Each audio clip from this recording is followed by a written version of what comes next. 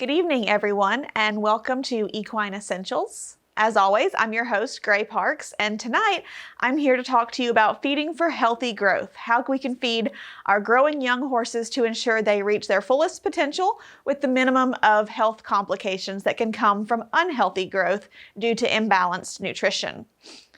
So we're going to start with the brand new neonate baby foal and work our way up to a 2-year-old. With newborn foals, it's very important that we get them up and nursing as soon as possible. So when you're foaling out mares, it's always good to remember the 1-2-3 rule, which means that a newborn foal, if normal and healthy, should stand within 1 hour, nurse within 2, and pass the meconium or first manure within 3 hours of being born. And the first part of that 1-2-3 rule, the standing and nursing, is due to the importance of the foal taking in good quality colostrum as soon as possible. Foals are born with no immunity to any type of pathogen that's in their environment, minimal body fat, and no real energy reserves in their body. So they need to ingest colostrum immediately to start bringing up their body fat, their body temperature, and their immunity.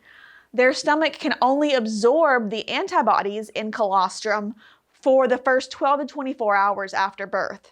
And as soon as they ingest anything, their stomach does start closing to those larger molecules. So it's important that the first thing that they put in their mouth be high quality colostrum that they nurse frequently and regularly for the first several days of their life. An average newborn foal will nurse 6 to 8 times per hour. So they need to nurse very frequently. They'll nurse just a little bit. In fact, a common concern for new foal owners is that they don't think their foal is nursing very well because it's not nursing for very long. But with a newborn, that's actually normal. So just a minute or two every several minutes is kind of what you'll see with these newborn babies. And for the first month or so of their life, a newborn foal will gain about 2 to 3 pounds per day. So they're growing at a rapid rate and they need to intake lots of high quality nutrition to ensure that they're going to meet that potential and be able to grow in a healthy fashion. As humans, we come in the next phase of their life. So past the neonate phase, but before weaning. Some nutritional concerns that we have with these pre-weaning foals start with most commonly what's known as foal heat diarrhea. It's very common for young foals to develop diarrhea at around 1 to 2 weeks of age. And it used to be thought that this was because the mare will typically come into heat on her foal heat at around 7 to 10 days post-foaling. However, more knowledge and more research has taught us that this foal heat diarrhea actually has nothing to do with the mare's estrus cycle. In fact, orphan foals will still get diarrhea around the same 1 to 2 week of age range. This is actually due to an adaptation in the foal's GI tract. They have to develop the normal bacteria and microbes that live in their hindgut and the normal enzymes. And during all that change in development, diarrhea is kind of just a normal component. However, that doesn't mean that you shouldn't be concerned if the diarrhea is severe, if the foal runs a temperature, if the foal seems to be lethargic or not nursing well. It's important to get your vet involved immediately because something more serious could be going on. Another normal foal behavior that sometimes causes concern is that you will notice foals eating their mother's feces or the feces of any other adult horse that they're turned out with. And again, that is normal. It's part of populating that hindgut bacteria, taking in microbes from the manure of other adult horses. It's why you don't want to turn a young foal out with any sick or otherwise compromised adult horses because you don't want to expose your foal to anything that it doesn't have the ability to protect itself from at that young age. You'll also notice that foals will very quickly start to nibble at whatever their mother is eating. So whether that's hay in the pasture, it's grass, if it's feed from the mare's feeder, that's completely normal and nothing to be concerned about. In fact, they'll start nibbling at feed before they even have teeth to actually chew it. So they're not necessarily actually eating at that point. They're just mimicking what they see their mother do. As they do this, though, and they age, they will start gradually consuming more and more of what they're sharing with their mother, whether that's pasture, hay, or grain. And that's important because the mare's milk production peaks at about 8 weeks post-foaling, so when the foal is 2 months of age. And from that point on, the mare's milk will no longer supply 100% of what that foal needs to grow. So the foal needs to be consuming something other than the mare's milk starting at about 2 months of age. And normally that's going to be mostly hay and pasture just because of what they're out there eating. You can also start to offer the foal their own bucket of feed at about 2 to 3 months of age with a handful of feed if you want to get them used to eating out of their own bucket. Or as in the case of the foal in this photograph, if their mother is very food aggressive and no longer wants to share food with her daughter at 8 weeks of age, then I just put the foal out in the aisle and let it have a little handful of feed while the mare eats. That works well too. As we approach weaning, we do want to make sure we are getting that foal accustomed to eating whatever it's going to be eating post-weaning ahead of time. Right? So when should that time frame be? Well, for most foals, 4 to 6 months of age or later is developmentally appropriate. Both physically and mentally, they should be ready around that time frame or later. A lot of the decision on when to wean is going to revolve around things that don't necessarily involve the mare and foal specifically. So the time of year. You really don't want to wean in the dead of winter, for example, because weaning is very stressful on the foal. You don't want to add bad weather and poor pasture conditions to that on top of the stress they already have. You do want to take into account the mare's condition. If the mare is rapidly losing weight and you're unable to manage her body condition, the foal may need to be weaned at a younger age than if the mare is a very easy keeper and still doing very well. And then the foal's independence. Is the foal eating well? Is the foal interacting with other horses? Is the foal spending more time away from its mother? All can help influence when you might want to wean that foal. Now, as we prepare that foal for weaning and decide what we're going to feed it, we want to take into account that young growing horses in the weanling to yearling age have nutrient requirements that are equivalent to an adult horse in light to moderate work. But their ability to take in food, the volume they can hold, is much, much lower. So for example, a weanling requires about 676 grams of protein in a day. An adult 1,100-pound horse in moderate exercise requires just a little bit more than that at 768 grams per day. But the total amount of feed that young horse can eat is less than half of what that adult horse can eat, which means that you have to have a much higher content or percent of protein in the diet for that young horse than the adult horse to get the same amount of protein in half the serving size.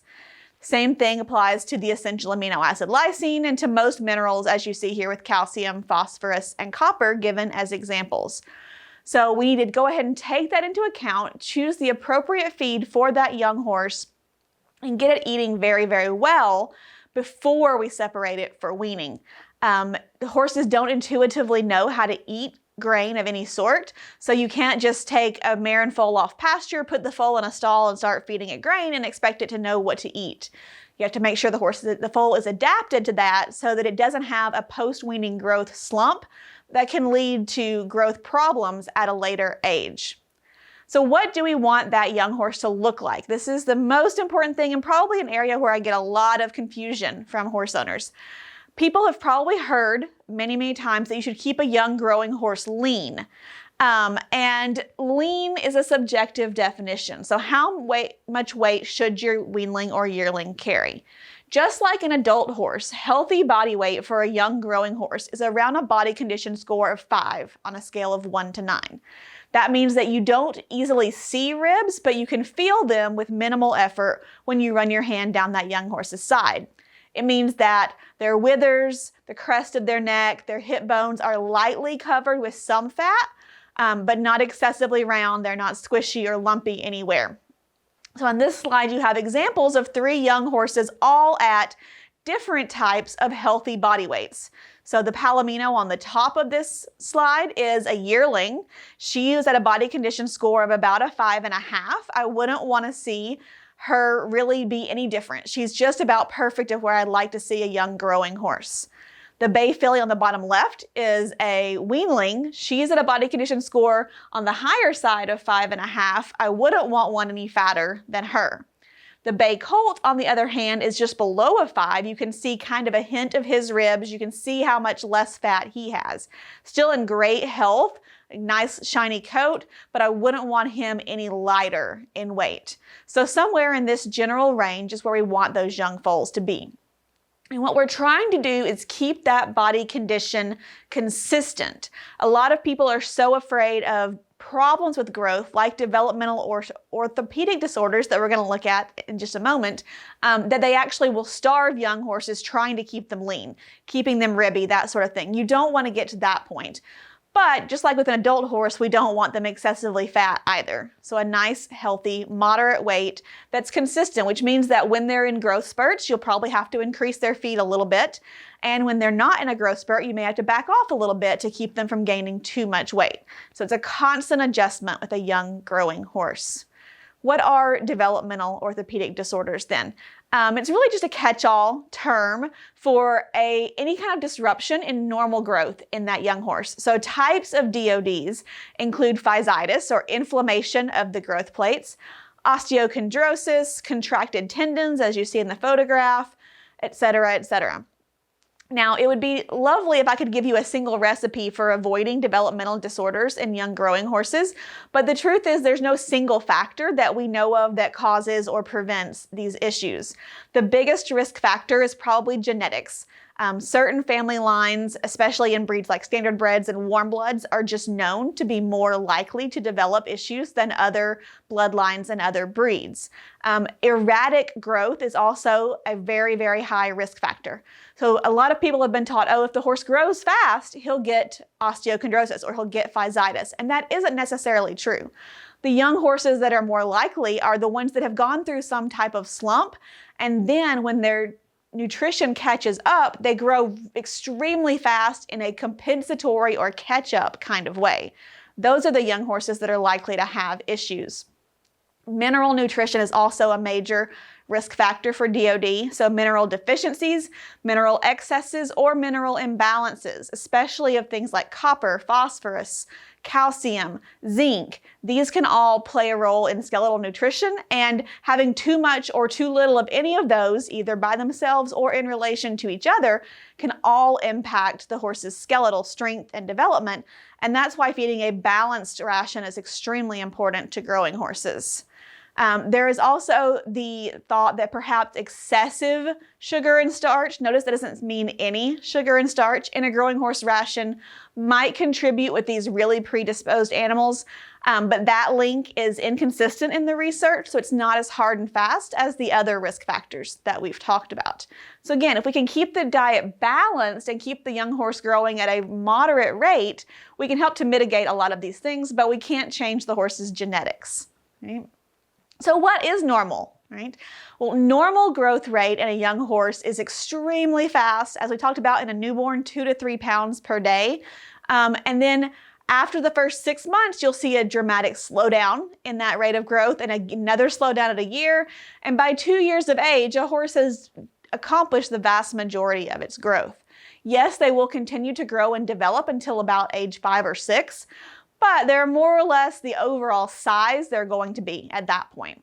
So at birth, the average light horse is going to be about half to a third of its mature height, but only 10% of its mature weight. So when you look at a young horse and think that they look like they're all legs, they really are, because they're half their mature height and only 10% of their mature weight.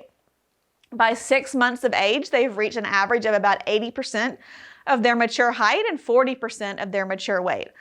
By a year, they're 90% of their mature height, and by 2 years, they're at 95 to 98% of their mature height. So what does that look like? Well, the horse in this example, the left-hand photo is her at 6 months of age. The right-hand photo is at 4.5 years of age. And you can see that while she certainly did get taller and heavier, although we won't tell her that she's considerably heavier now, her overall proportions didn't really change that much. And you can see that from 6 months to 4.5 years, we don't see nearly as much growth as you would have seen if I put up a newborn to 6 months photo of that same horse.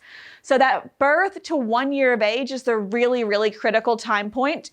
The yearling year is the next most critical, and by the time they're 2 years of age, their nutritional needs are not that dissimilar to an adult horse, and we can feed them more or less the same as an adult horse at that point. Right? So what should we feed them?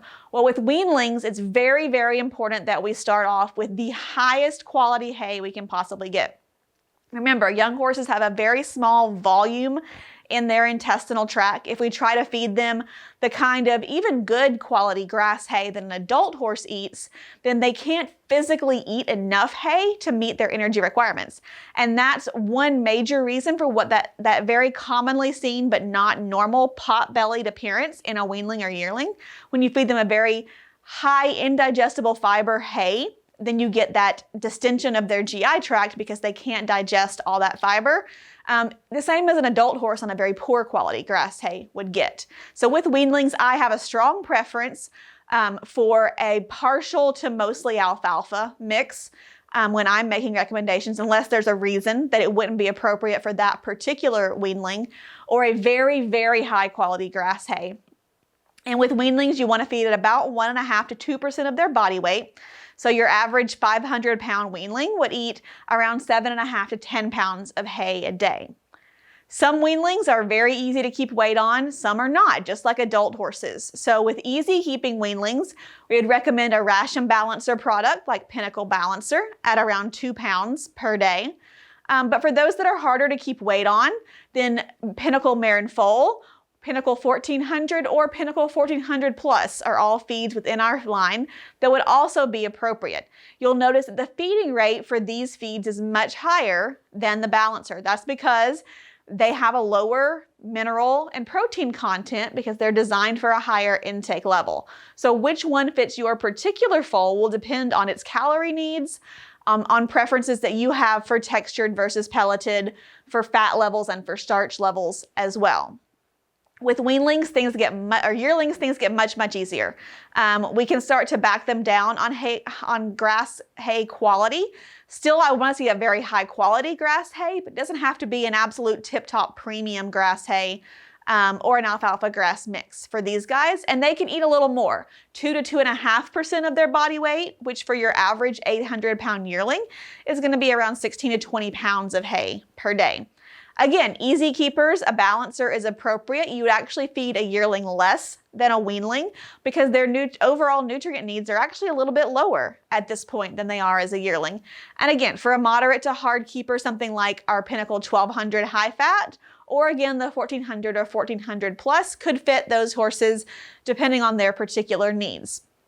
By 2 years of age, again, you can feed them just like you would an adult horse. And if you think about those two bay weanlings that I just showed you, the reason I have all these different variations, so the fat bay weanling, she gets 2 pounds of Pinnacle Balancer a day. The thinner bay weanling colt, he gets 6 pounds of Pinnacle Mare and Foal. The Palomino, when she was a yearling, got about 4 pounds of a 1200 high fat equivalent product. We were living in a different state at that time, but same concept, right? We want to match the right feed to the right young horse. And unfortunately, one size really doesn't fit all, especially when it comes to growing horses and their varying needs. But if we can keep everything in balance, we hope we can keep them growing at a steady rate and avoid any complications. Because the end goal is we want to have a healthy performance animal that can go out and have a long athletic lifespan for us. Thank you for joining me for tonight's Equine Essentials. As always, if you have questions, you can comment on this video or email me at gray.parks@protritionfeed.com. I look forward to seeing you all again next month.